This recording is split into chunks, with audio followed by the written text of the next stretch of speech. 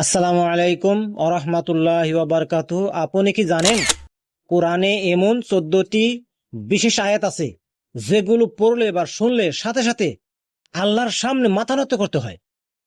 এই সেজদাকে বলে সেজদাতে তেলাওয়াত। অনেকে কোরআন পড়েন কিন্তু এই আয়াত কোথায় আছে জানেন না।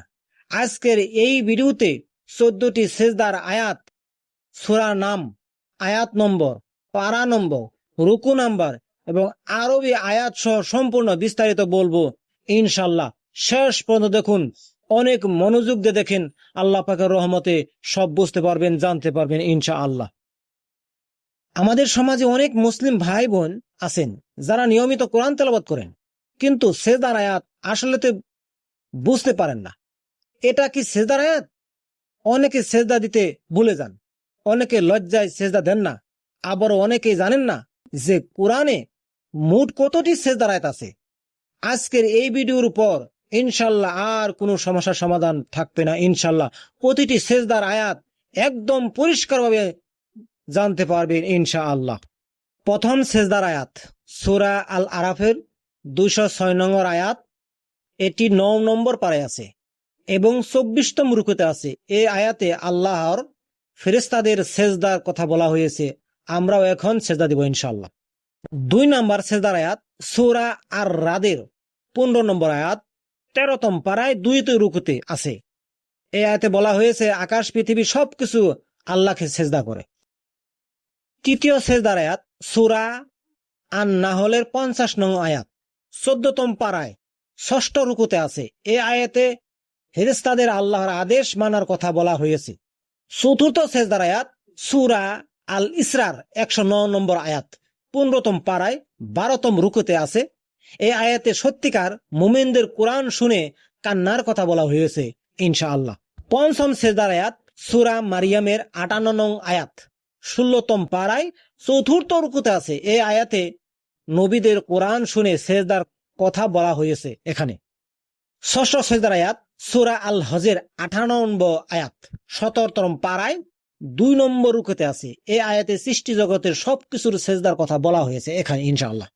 সপ্তম সেজদার আয়াত সূরা আল হজের 77 নম্বর আয়াত, 17তম পারায় 10 নম্বর রুকুতে আছে।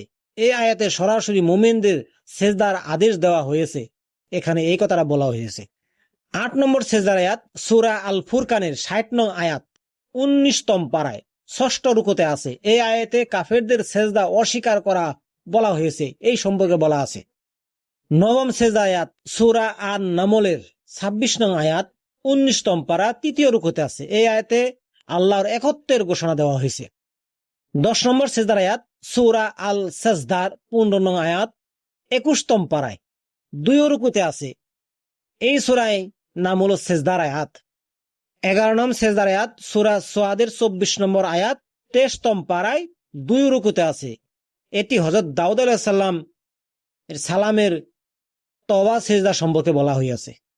12 নম্বর সেজদার আয়াত সূরা ফুসসিলাতের 38 নম্বর আয়াত, 24তম পারায় 5 নম্বর রুকুতে আছে। এই আয়াতে ফেরেশতাদের অবিরত ইবাদতের কথা বলা হয়েছে। 13টা সেজদার আয়াত সূরা আন নাজমের 62 নম্বর আয়াত, 27তম পারায় 3য় রুকুতে আছে। এই আয়াতে সরাসরি আল্লাহকে সেজদার আদেশ দেওয়া হয়েছে, এই সম্পর্কে বলা হয়েছে। 14 নম্বর ও সর্বশেষ সেজদার আয়াত সূরা আল আলাকের 19 নম্বর আয়াত, 30তম পারায় 1 নম্বর রুকুতে আছে। এই সূরাটি কোরআনের সর্বপ্রথম নাজিল হয়েছে। রাসূলুল্লাহ সাল্লাল্লাহু আলাইহি ওয়াসাল্লাম এই আয়াত সবচেয়ে বেশি সেজদা দিতেন। আলহামদুলিল্লাহ, আজকে আমরা কোরআনের সবগুলো 14টি সেজদার আয়াত জানলাম। এখন সেজদার তেলাওয়াত নিয়মটা বলি। যখন এই আয়াতগুলো পড়বেন বা শুনবেন তখন কিবলামুখী হয়ে একবার সেজদা দেন। সেজদায় বলুন সুবহানা রাব্বিয়াল আলা, সুবহানা রাব্বিয়াল আলা, সুবহানা রাব্বিয়াল আলা। তারপর উঠে বসুন। মনে রাখবেন এই সেজদা হানাফি মাযহাবে ওয়াজিব, অর্থাৎ না দিলে গুনাহ হবে না। তাই কোরআন পড়ার সময় সতর্ক থাকুন।